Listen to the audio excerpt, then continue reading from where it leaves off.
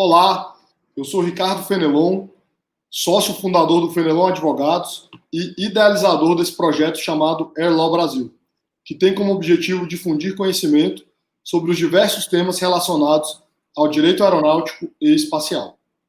Essa ideia surgiu a partir de inúmeras mensagens que recebi nos últimos anos, tanto de colegas advogados quanto de estudantes, interessados em se especializar na matéria. Ao longo das próximas semanas, eu vou conversar com os maiores especialistas do Brasil no assunto, para que eles possam contar um pouco sobre suas trajetórias profissionais, bem como avaliar um ou outro tema mais específico. Hoje temos a honra de receber o Dr. Marcelo Honorato, juiz federal titular e autor de diversas obras de direito aeronáutico, com destaque ao livro Crimes Aeronáuticos, Sucesso Editorial e atualmente na 4ª edição. O Dr. Honorato é mestrando em Direito, especialista em Direito Constitucional, Direito do Estado e Direito Processual, piloto de linha aérea de helicópteros e ex-investigador de acidentes aeronáuticos.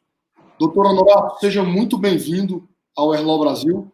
Muito obrigado por ter aceitado o nosso convite. Muito obrigado, doutor Ricardo, pela essa oportunidade.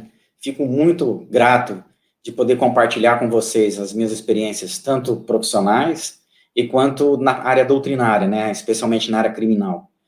E poder também a gente bater um papo mais informal, né, sobre essa área que é uma área ainda pouco desenvolvida no Brasil, do direito aeronáutico, mas que tem um campo muito vasto, uma quantidade de profissionais que atuam muito elevada.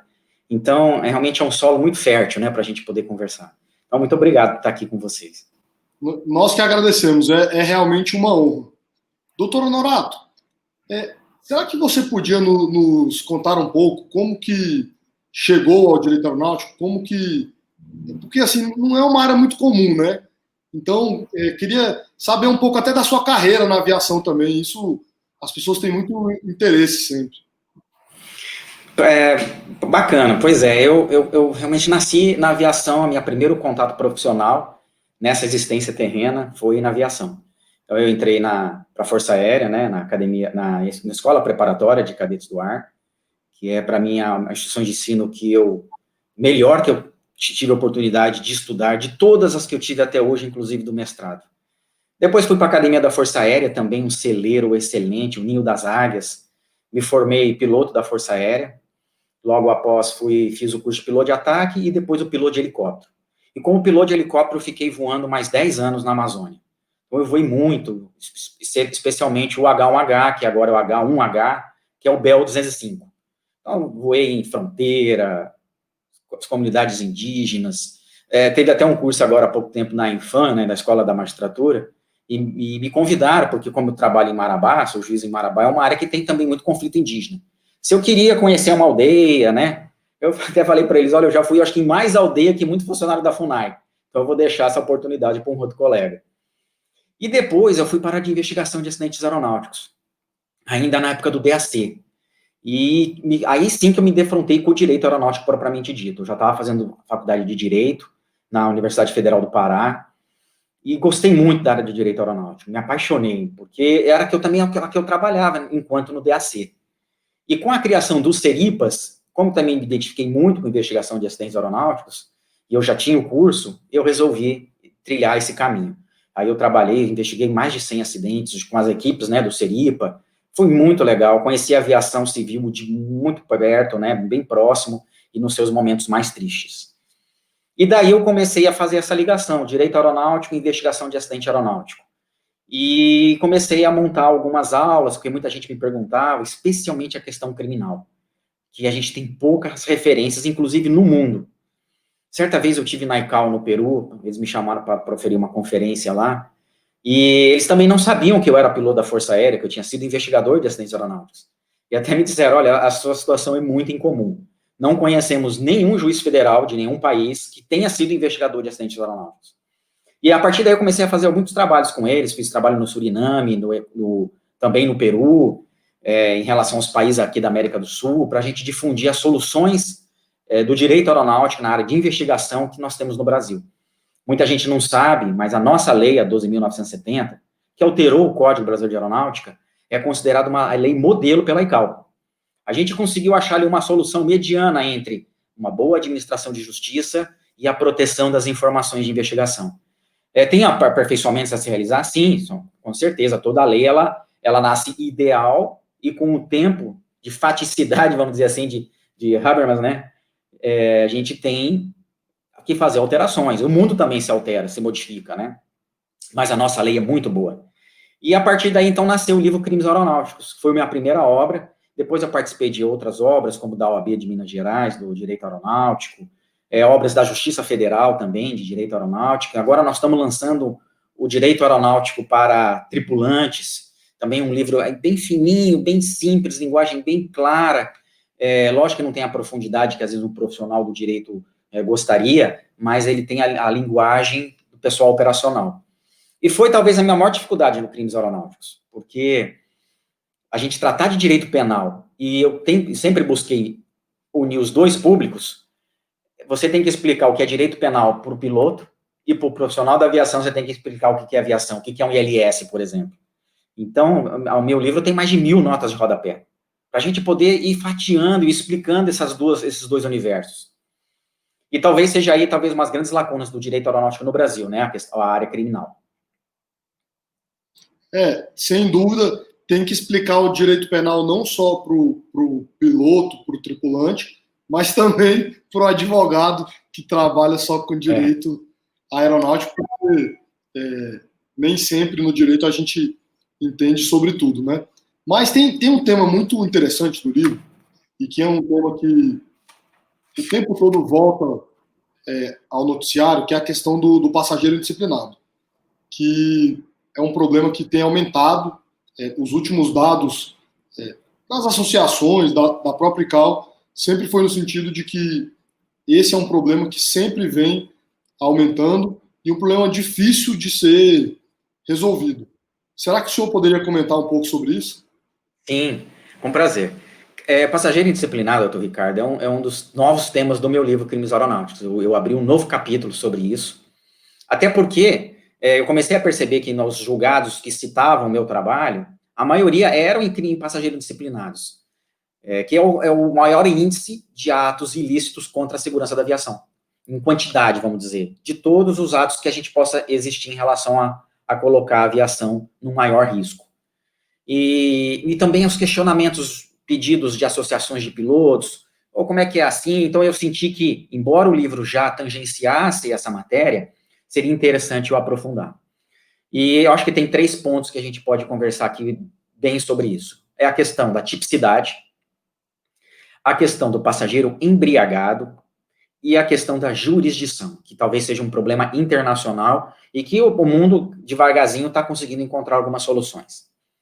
Sobre a tipicidade, doutor Ricardo, como disse, né, a gente tem essa dificuldade de entender o mundo da aviação sob a ótica penal. Inclusive, os colegas, os profissionais do direito aeronáutico, porque o direito aeronáutico ele é essencialmente internacional e administrativo. Depois ele vai para uma área pouco mais divulgada, que é a área civil, de responsabilidade civil, direito do consumidor, mas a área penal, ela de fato, ela não tem um grande desenvolvimento doutrinário.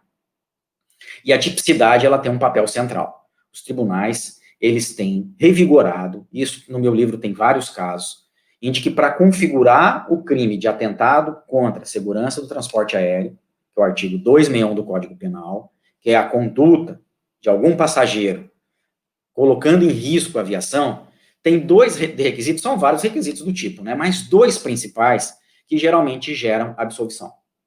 Primeiro, o dolo. O dolo, pelo menos, ainda que seja o dolo eventual, ou seja, a vontade daquele passageiro de colocar em risco aquele voo, que ele está embarcando ou já está embarcado. E aqui os tribunais têm sido muito exigentes. Ainda que um dolo eventual, vamos dizer assim, não, ele poderia prever essa situação, né, ele acabou provocando um dano à aeronave durante uma discussão, mas será que ele queria colocar em risco a aeronave?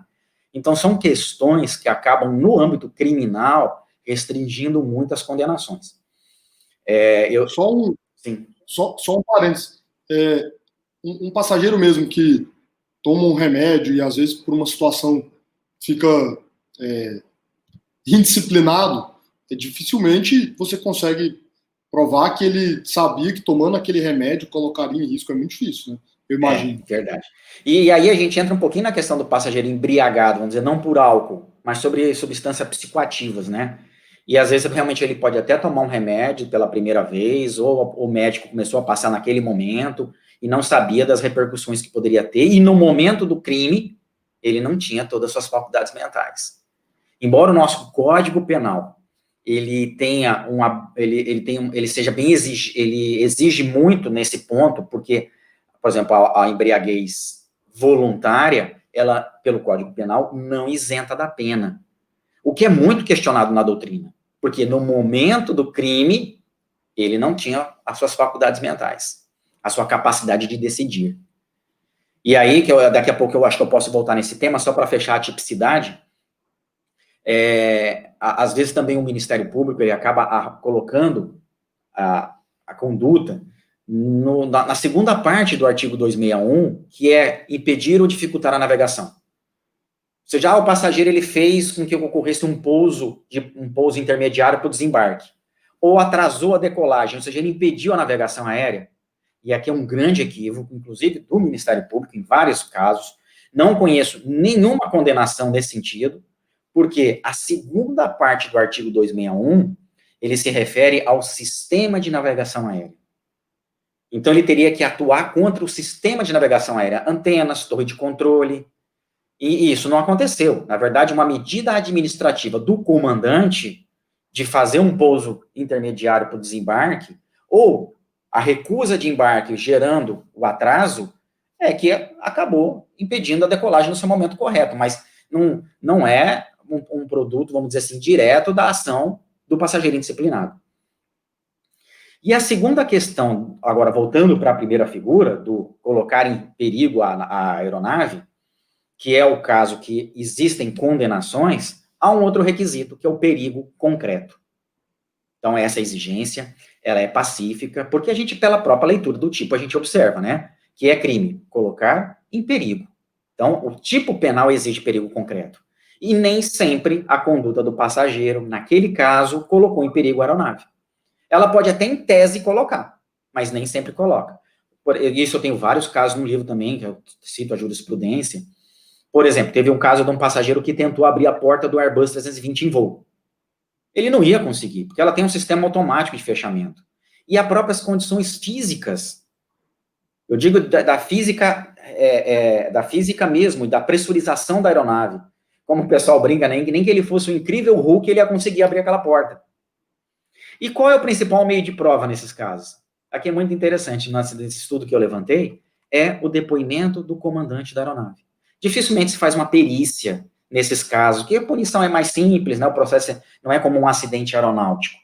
E o depoimento do comandante e dos tripulantes em geral ele tem um peso muito, muito grande, pelo que eu percebi nos julgados, até porque ele é o responsável pela segurança de voo, não o responsável sozinho, né, mas o responsável finalístico da operação em si.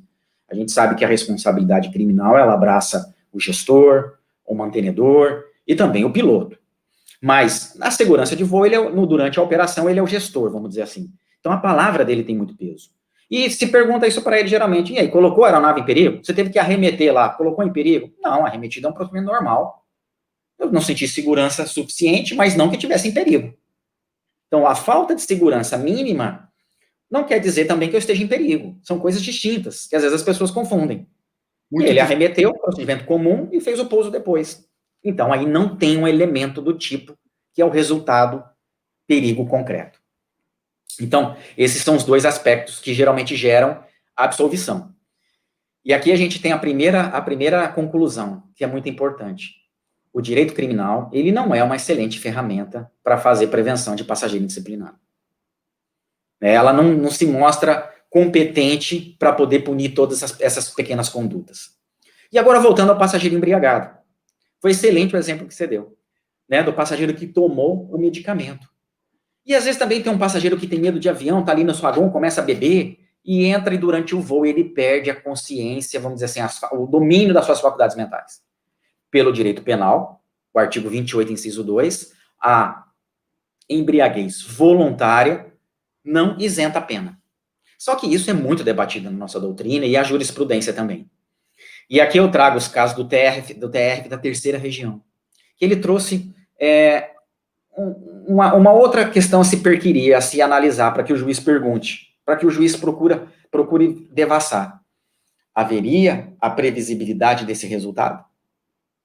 Seria previsível ele gerar esse resultado durante o voo? Se ele responder que sim, que naquele caso seria previsível, ele vai ficar num ambiente confinado, com baixo oxigênio, ele está se embriagando muito descontroladamente antes do voo. Diferente de um cara que está bebendo pouco, isso também depende muito de organismo para organismo, tem gente que bebe pouco e já tem reações maiores, mas enfim, então o TR da terceira região está fazendo essa análise. Se ele entender que sim, positivo. No caso do remédio, a gente vê que não é previsível, então se aplicaria a isenção de pena. Ele estaria, e não pela embriaguez voluntária, mas pelas questões vamos dizer assim, do fortuito causa maior. Porque, de fato, estaria fora do âmbito de conhecimento dele aquela reação. Mas é uma questão muito interessante, gente, quem tiver esse caso à frente, eu abri um subtópico no meu livro só sobre passageiro embriagado.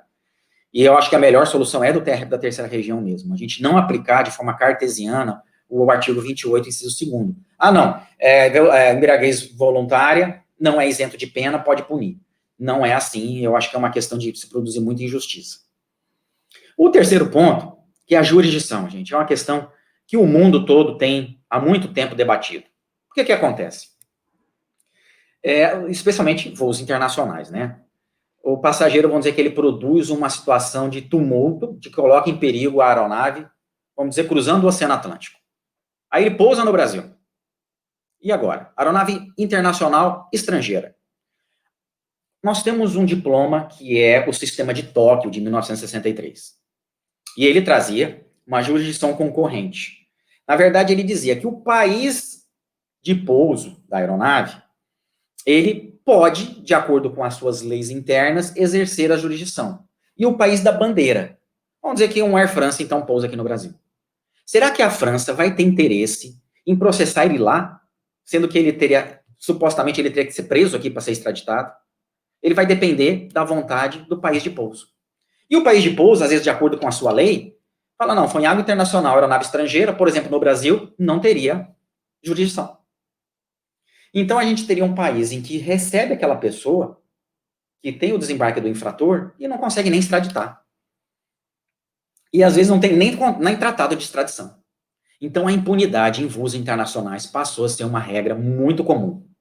E isso agravou, porque se não tem um freio mínimo, e no Brasil a gente não tem nenhum freio administrativo, no finalzinho eu vou só comentar um projeto de lei muito interessante, inclusive a Associação dos Juízes Federais, a nossa Comissão de Direito Aeronáutico, a gente se debruçou sobre esse PL, já emitimos uma nota técnica, estamos aguardando só a designação de um relator no Congresso, projeto muito bom, que é o 3.111, de 2019. Mas voltando, então qual foi a solução? Aí teve a Convenção de Montreal de 1971. Esses novos estudos também eu tive que incorporar, tá, no meu livro, que eu já tinha o capítulo de jurisdição, mas eu resolvi detalhar isso. O que eles fizeram, Montreal? Montreal tirou praticamente de Tóquio a questão do passageiro indisciplinado quando colocar em risco a aeronave. Então, se o passageiro indisciplinado for, por exemplo, um crime contra a honra, não vai para Montreal, de 71. Porque não colocou em perigo a aeronave. Vamos dizer que ele acaba entrando em discussão com o comissário. Então, não entra em Montreal. Montreal tem que ser doloso e tem que ser contra a segurança da aviação. E ele começou a colocar, então, o país de pouso, de desembarque, na verdade, de desembarque, em concorrência com o de matrícula. Ele deu a jurisdição para o país de desembarque. Isso se sua lei nacional incorporar, e a nossa permite. Nós temos a jurisdição atenuada no Código Penal, né? Ele coloca aqui os crimes ocorridos fora do território nacional, se tiver tratado, a gente pode aplicar a nossa lei. E agora nós temos um tratado de Montreal que, para passageiro indisciplinado, a gente pode empregar. E ele trouxe uma outra regra, gente, muito interessante, que ela já veio de um protocolo anterior, que ela chama-se auto dedere e auto judicare, que é ou extradita ou processa.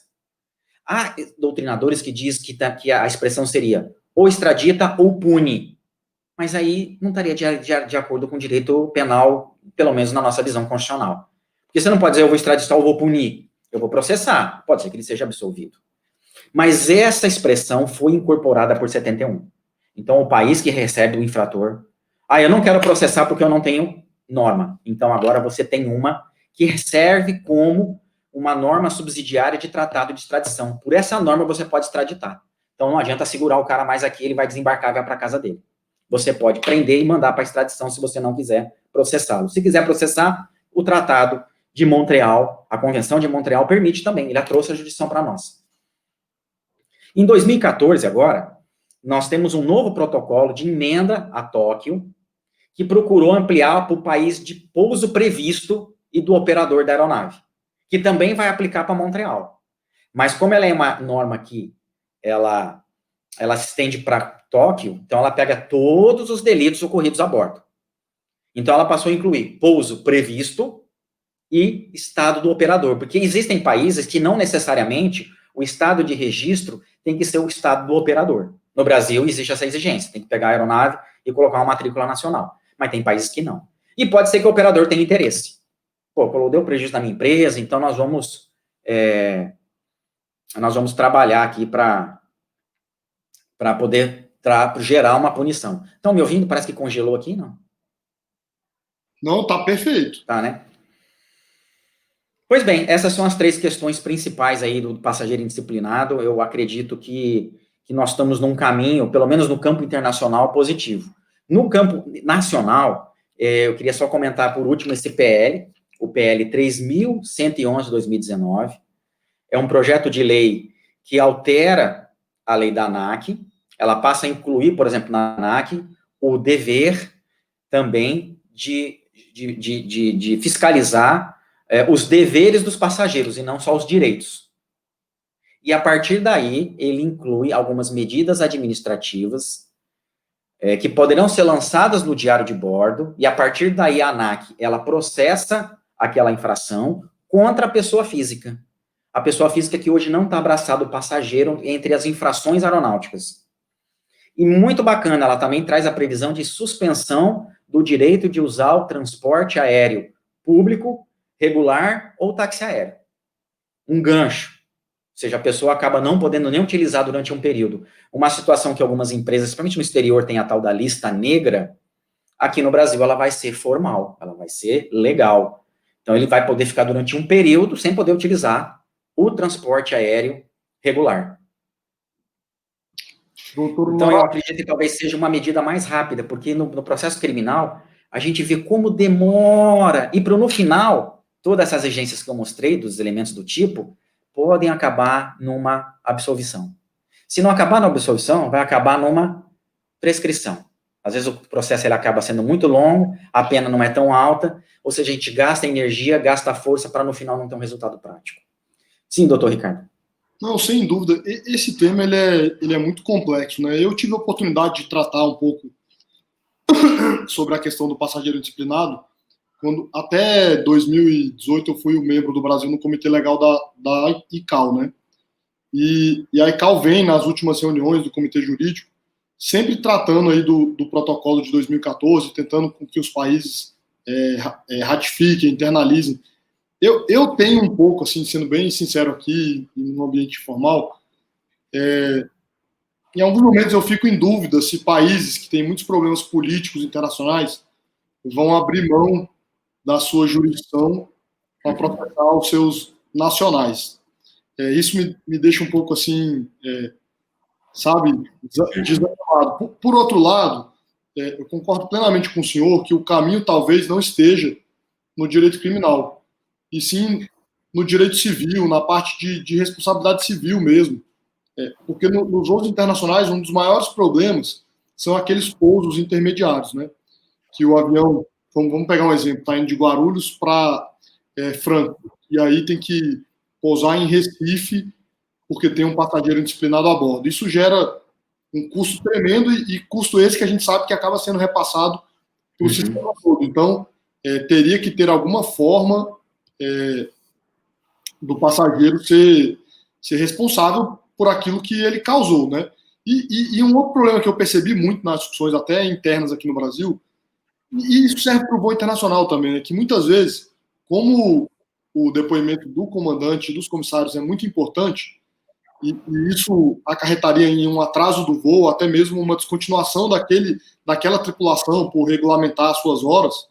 Aí muitos comandantes preferem, não, deixa isso para lá, e aí depois fica impossível punir. Então, assim, é um problema complexo e que no mundo inteiro ainda estão buscando alguma solução, né? Porque acontece e você não tem nem punição, nem responsabilização, acaba ficando por aquilo mesmo, né?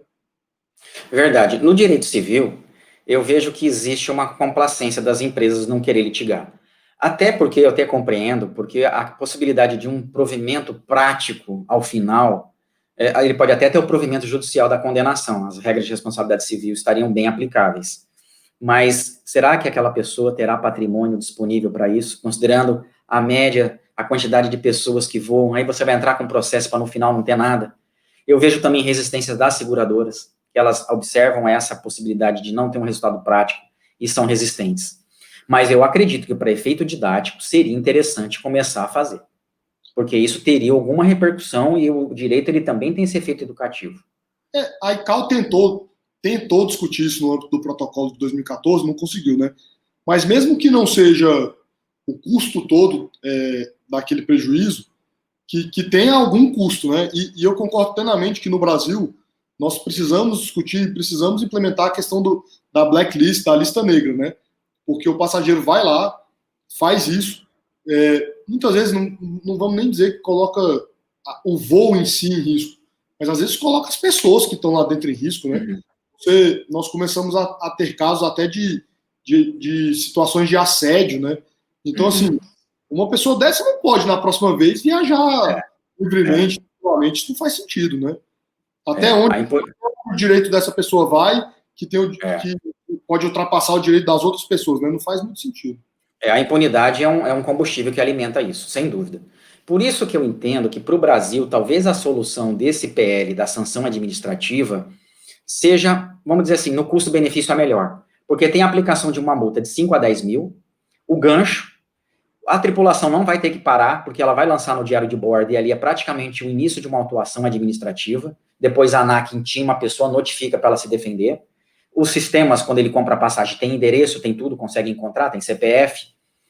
E tudo bem que a empresa não vai ter ressarcido todos aqueles prejuízos, mas a possibilidade dela conseguir isso também judicialmente ia ser pequena. Então pode ser que seja um caminho mais curto. E a gente sabe que o Poder Judiciário, ele não entra muito no mérito de uma infração administrativa. Qual é o poder? Por que o Poder Judiciário vai analisar? A legalidade, o controle de legalidade. Houve direito à ampla defesa, contraditório, ele tem direito a recurso, ele foi notificado pessoalmente, ou notificado através do endereço, enfim, questões formais. A gente não vai dizer se está certo ou se está errado, a não ser que sejam questões absurdas, que aí o Poder Judiciário interfere. Pelo menos agora, constrange, né? Sim, o constrangimento que ele pode sofrer disso, né? Agora, pode ser que, então, por isso que eu acredito que a medida administrativa para a realidade brasileira talvez seja uma boa solução. Ela é mais rápida, não para o voo e tem alguma punição. Sem dúvida, concordo com o senhor. Essa nota técnica que a Associação dos Juízes Federais produziu já está pública no processo do PL? Não está, porque a gente está aguardando designar relator e está tudo parado lá no Congresso, né?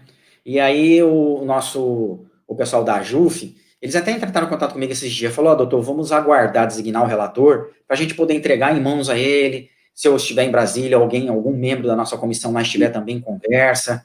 Mas assim que a gente puder publicizar, eu vou enviar para vocês, porque existem outros ramos da sociedade brasileira que podem ter outras sugestões também, e podem complementar as nossas questões que às vezes a gente não visualizou, e a gente dá uma força para esse projeto ele andar, porque hoje o que nós temos é nada. Ninguém entra no campo civil, praticamente, e no aspecto criminal as condenações são muito poucas, até porque os tipos penais são exigentes, como eu expliquei aqui. Então, hoje está meio fácil, está meio tranquilo para quem faz bagunça dentro do avião, né? Sim, sim. Não, com certeza. Quando a gente vai acompanhar e aí a gente fica atento para disponibilizar aqui, assim que a nota técnica for apresentada. Doutor Honorato, estamos chegando aqui ao final dessa conversa super interessante, dessa aula, né, para todos que tenham interesse no assunto. No final, a gente sempre pede para o nosso convidado dar uma dica, um conselho para os estudantes e para os colegas advogados que tenham interesse em se especializar na área. Olha, eu daria 2 conselhos. Primeiro, procurem textos com boas referências bibliográficas. Hoje a gente tem muitos livros que estão nascendo no direito aeronáutico. Como a gente estava conversando com o Dr. Ricardo aqui antes da gente começar, o direito aeronáutico está começando a respirar no Brasil depois de passar décadas hibernando. E a gente tendo uma aviação tão vertente, a gente sendo grupo 1 da ICAO, ou seja, aqueles que fomentam a legislação, e a gente não tinha uma ressonância no mundo doutrinário. Mas também, por outro lado, às vezes aparecem alguns trabalhos que às vezes falta um certo alicerce, até com a questão operacional. Então, é muito importante, quando forem utilizar em algum estudo, algum trabalho doutrinário, vejam bem quais são as referências desse trabalho. Mas nós temos muitas coisas boas, muitos livros bons que estão vindo, que estão somando. E o segundo aspecto é o seguinte: a aviação, ela precisa de uma fundamentação operacional. Então, sempre se cerquem de pessoas que têm uma boa experiência na aviação, ou naquele ramo da aviação que vocês vão trabalhar. Eu vou fazer uma defesa de alguém que houve um acidente no transporte aéreo, transporte de carga. Ou procure um piloto de carga, um piloto experiente daquele mundo, para ele poder lhe trazer a realidade. Isso faz uma diferença muito grande no processo, gente. E eu lhe digo agora para vocês, não apenas como doutrinador, mas também como juiz. Às vezes a gente recebe um emaranhado de publicações, o direito aeronáutico, ele também tem muita coisa. A gente for ver a regulamentação da ANAC e da ICAO, são centenas de atos e de diplomas, né? Então isso acaba embaralhando a cabeça do juiz. Agora, quem traz elementos fáticos, práticos, bem demonstrados, tem uma maior chance. E eu digo isso principalmente na questão criminal. A gente teve o TAM 3054, que é um acidente que acabou com a absolvição de todos aqueles envolvidos, e o processo, eu vou dizer para vocês, corretíssimos na minha visão de doutrinador, e de quem analisa aquela sentença. Por quê? Porque o processo iniciou-se com uma denúncia, com questões fáticas muito equivocadas. Não que eu diga também que eles deveriam ter sido condenados, não é nada disso, eu não estou nem entrando nesse mérito, pelo contrário, os profissionais, especialmente aqueles que trabalhavam na TAM, excelentes profissionais, sempre muito exigentes com a segurança, mas que tinham que também fazer a gestão de uma imensa companhia aérea que transporta milhares de pessoas todos os dias. Mas, independente desse aspecto, a gente vê que é um bom exemplo de um processo em que iniciou-se de uma maneira fática, vamos dizer, faticidade, vou voltando aqui com Habermas, né, de forma muito equivocada, e que, se vocês forem observar, na 4ª edição do meu livro, eu trago o acórdão muito mais bem estudado, porque na 3ª edição ainda não tinha um acórdão do TRF da 3ª região. E ele está tão muito bem escrito que o Ministério Público nem recorreu para o STJ. Por que não recorreu? Porque eram questões fáticas. O STJ não ia poder analisar. O STJ não analisa fatos, só analisa questão de direito. E a questão fática ali foi muito bem abordada tanto pelo juiz, doutor Márcio, quanto pelo desembargador do TRF da 3ª região. Tem muitas repercussões em aeronavegabilidade, em condições indiretas de nexo causal, que é muito interessante estudar esse caso, gente. Para quem estiver fazendo estudo de questões criminais, peguem o TAM 3054 para estudar. É muito legal, é muito interessante, embora um triste episódio, e talvez o maior, né, da história do Brasil, com 199 mortos, né. Doutor Marcelo Honorato, muito obrigado pela presença, foi sensacional. Tenho certeza aí que as pessoas vão gostar muito de todas as informações que o senhor colocou aqui nessa conversa. Espero que volte em breve, porque temos muitos temas ainda do livro para tratarmos aqui. Muito obrigado mesmo. Vai ser um prazer, pode me chamar. Quem tiver algum interesse nos livros, além das livrarias, eu também tenho alguns exemplares, pode me mandar para crimesaeronáuticos@gmail.com, que eu posso mandar pelo correio, mas nas livrarias também, as livrarias digitais, vocês acabam encontrando. E estou à disposição, para mim é um prazer conversar de direito aeronáutico, infelizmente não é meu dia a dia, como juiz federal em Marabá, tenho poucos casos, mas eu adoro, poxa, a minha vida corre nas minhas veias, né. Vamos, quando a gente publicar o vídeo, vamos divulgar aí, crimesaeronáuticos@gmail.com. Queria aproveitar para agradecer a todos que nos assistem e sempre deixar aquele convite para nos acompanharem nas redes sociais, no LinkedIn, no Instagram, no Twitter. Um grande abraço a todos e uma boa semana. Tchau, tchau.